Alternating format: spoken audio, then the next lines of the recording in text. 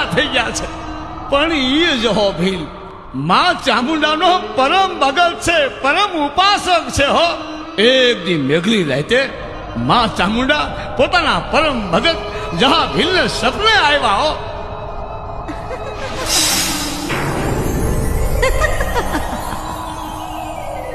બેટા જશા, સૂતો છો કે જાગે છે?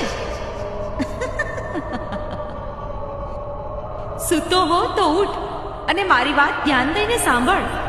બેટા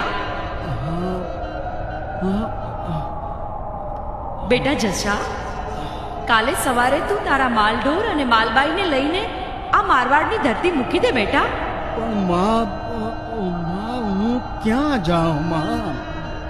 બેટા જશા, આ મારવાડની ધરતી પર તારા અંજળ પાણી પૂરા થયા.